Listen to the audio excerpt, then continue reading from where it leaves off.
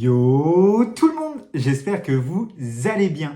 On se retrouve aujourd'hui pour une nouvelle vidéo et sans surprise, je pense que vous avez vu le titre, on se retrouve aujourd'hui pour le book haul du mois de janvier.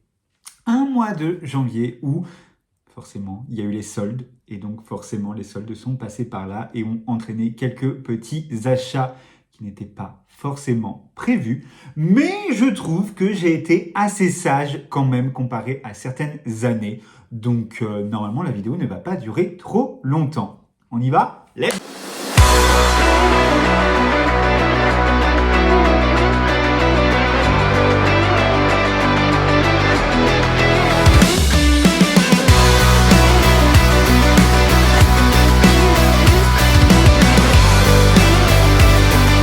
Comme d'habitude, on va commencer par le book haul livre et ensuite on passera au DVD.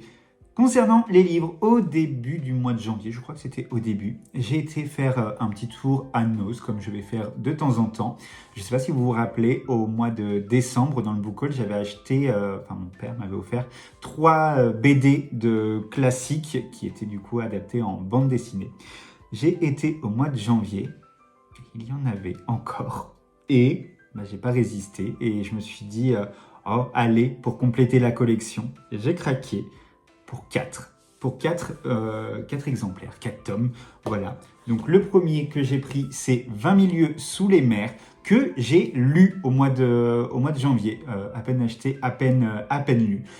J'ai trouvé ça sympa, j'ai beaucoup aimé les dessins, j'ai beaucoup aimé découvrir l'œuvre voilà, dans un format différent. Le seul petit bémol, c'est que, à mon avis, ça rentrait pas assez en profondeur dans les thématiques que voulait montrer Jules Verne dans son livre. C'était un moment sympa dans une petite aventure, mais est-ce que ça m'a enrichi d'avoir découvert le classique sous cette forme? J'en suis un petit peu moins convaincu. Du coup, les autres BD que j'ai achetées, celles-ci je ne les ai pas encore lues. J'ai pris L'île au trésor, qui de base est par Robert Louis Stevenson. Donc, encore une fois, hein, on est sur du format bande dessinée. Donc, j'ai pris celui-là, avec des pirates. J'ai pris Poil de carotte. J'avais vu, quand j'étais en primaire, j'avais été voir la pièce de théâtre Poil de carotte à Paris. Et donc du coup, je me dis, c'est l'occasion de redécouvrir peut-être cette histoire dont je ne garde quasiment pas de souvenirs, à part sur le personnage principal. Et enfin, le dernier, Notre-Dame de Paris, de Victor Hugo. On voit Monsieur Quasimodo sur la couverture. Donc pareil, je me dis pourquoi pas redécouvrir cette histoire à travers la bande dessinée. Ensuite, quand les soldes ont démarré, j'ai été faire un petit tour chez Gibert sur le site internet parce que je sais que de temps en temps, pour les soldes, ils font des promotions sur les occasions. Donc j'ai dit, je vais aller faire un petit tour. Donc généralement, je prends ma wishlist et je teste un à un, je vais y arriver, chaque livre pour voir s'il n'y aurait pas des promotions intéressantes.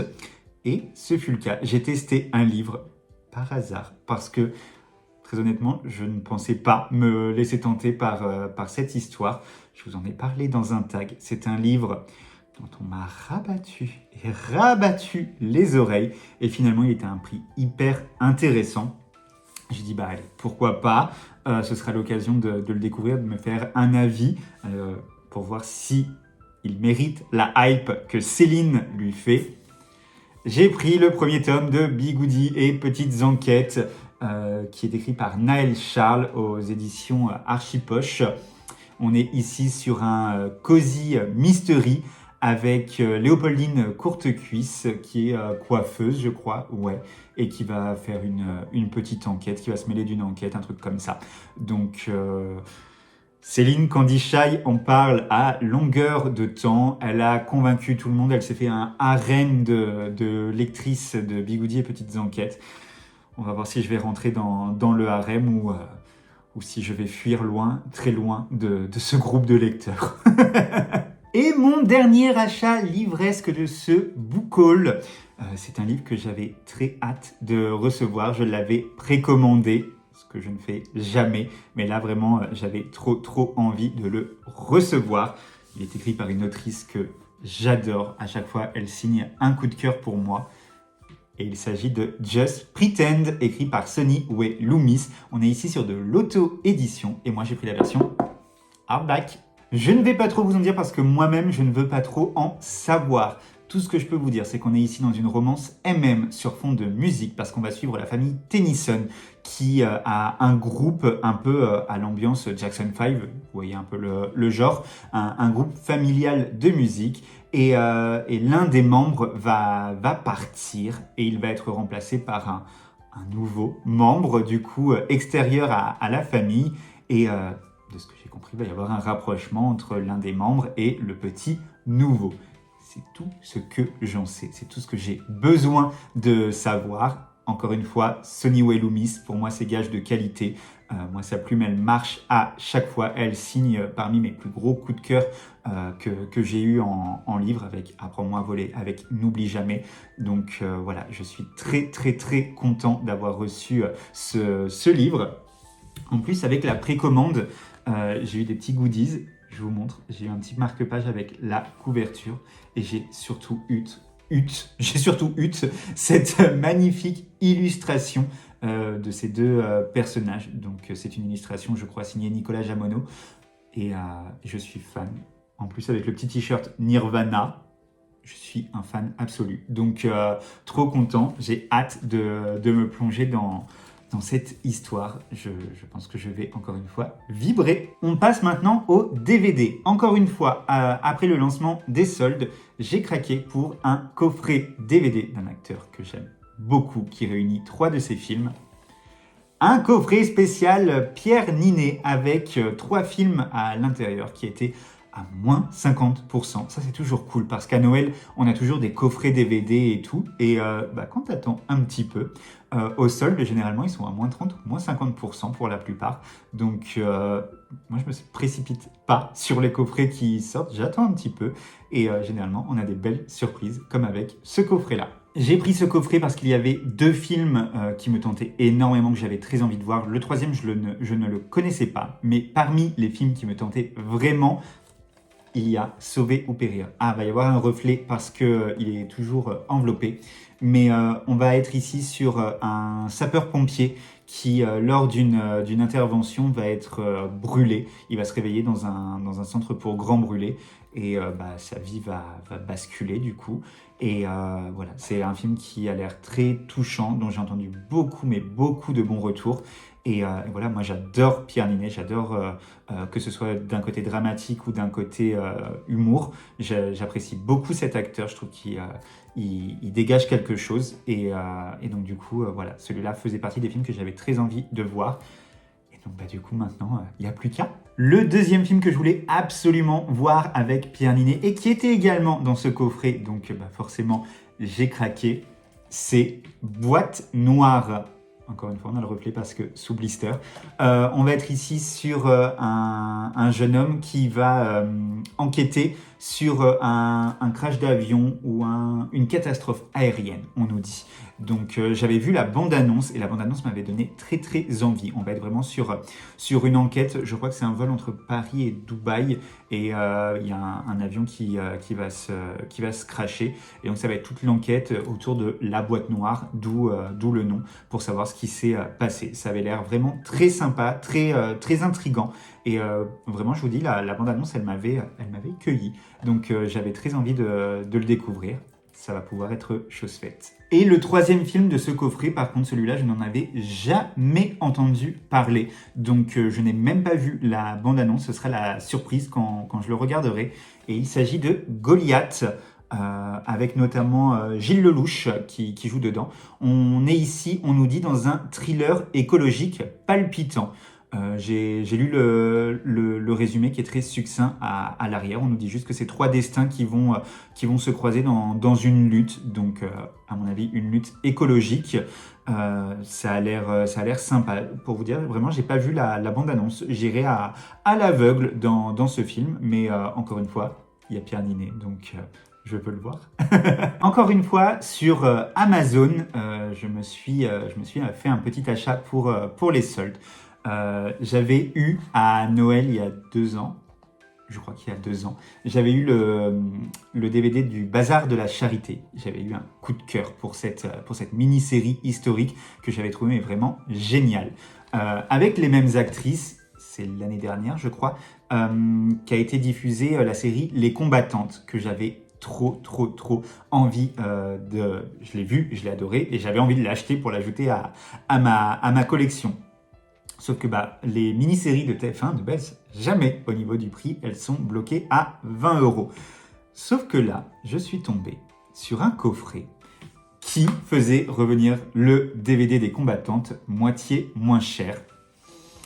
J'ai craqué parce que 10 € le coffret, du coup, voilà, j'ai craqué. Donc j'ai pris ce coffret-là. J'avais déjà le Bazar de la Charité, mais du coup, je l'ai pris pour celui-là. Donc du coup, il est toujours emballé. J'ai revendu le DVD neuf qui était à l'intérieur du Bazar de la Charité. Donc du coup, finalement, le coffret m'est revenu encore moins cher. Et puis, j'ai gardé, comme c'était un cadeau, j'ai gardé mon exemplaire du Bazar de la Charité que j'ai reglissé dedans. Mais voilà, au moins, j'ai mon DVD des Combattantes que je pourrais revoir, que j'avais adoré avec Audrey Fleurot, avec Sophia Essaidi. Voilà, il y a plein d'actrices que j'aime beaucoup. Et puis voilà, j'espère que TF1 refera appel parce que c'est vrai que j'aime bien ces plongées historiques avec ces actrices. Et donc du coup, voilà, très content d'avoir enfin les deux réunis. Ensuite, je suis retourné à Noz à la fin du mois de janvier et ils avaient eu un gros arrivage de DVD. Des DVD vraiment à petit prix. Il y avait des DVD qui étaient dans ma wishlist DVD, donc du coup, j'ai pas trop résisté et vraiment, ils étaient à petit prix. J'ai trouvé un coffret avec En eau trouble et avec Rampage hors de contrôle. En eau trouble, c'est avec Jason Statham et Rampage, c'est avec Dwayne Johnson. Donc voilà, des films d'action, des films que je n'ai pas vus, mais qui ont l'air vraiment bien tentants. D'un côté, on est avec des requins géants, je crois, et d'un autre côté, on est avec un gorille et puis des sortes de dinosaures. C'est deux acteurs que j'aime beaucoup, donc hâte de les découvrir. Ensuite, j'ai trouvé une suite de films que j'aimais beaucoup en soi pour son acteur. J'ai trouvé Magic Mike XXL avec Channing Tatum. J'adore Channing Tatum. J'ai le Magic Mike 1 en DVD, mais j'avais jamais, je crois qu'il y a 2 suites, et j'ai jamais regardé les suites. Et là, du coup, je l'ai trouvé à 99 centimes. Est-ce que j'aurais dû me priver à ce prix-là? Je ne pense pas. Autre DVD acheté que je n'ai jamais vu, le choc des titans. Il y a des tickets en plein milieu que je n'ai pas retiré, 1,99 €. Voilà. Où on est ici sur le combat entre des hommes et des dieux avec des bêtes légendaires, des monstres, apparemment, il va y avoir plein de scènes de combat, ceci, cela. Voilà. C'est un film que je n'avais jamais vu, qui pourtant, je vous dis, traînait dans ma wishlist de films que j'aimerais bien découvrir. Voilà. Encore une fois, j'ai craqué. Et le dernier film qui vient clôturer ce book haul du mois de janvier, c'est un film dont je n'ai jamais entendu parler. Vraiment, je ne l'ai jamais vu, j'ai jamais vu la bande-annonce, je ne le connais pas du tout. Et pourtant, il a été comparé à des films sur la jaquette que j'adore. Donc, j'ai craqué pour Godless, qui était à 99 centimes, encore une fois. Et on nous dit par le producteur de The Mortal Instrument. Derrière, on nous dit une dystopie entre The Hunger Games et Divergente. Rien que ça, le DVD, je savais qu'il allait finir dans mon panier. Je vais vous lire le résumé, ce sera peut-être plus simple. Je ne sais pas si vous le connaissez ou pas. Mais on nous dit 2049. Dans un futur déshumanisé où les sentiments n'ont plus droit de cité, le jeune Zach est envoyé avec d'autres étudiants dans un camp expérimental. L'objectif, les soumettre à une éprouvante série de tests d'endurance physique et psychologique pour déterminer s'ils méritent d'intégrer la plus haute caste de la société. Mais tout bascule lorsque Zach rencontre Eva, membre d'une caste de clandestins vivant en pleine forêt et dont il tombait perdument amoureux. Alors qu'ils tentent de vivre secrètement leur idylle interdite, un mystérieux meurtre survient et les deux amants sont immédiatement suspectés. Zack va devoir livrer combat pour défendre sa liberté et par-dessus tout son droit d'aimer qui il désire.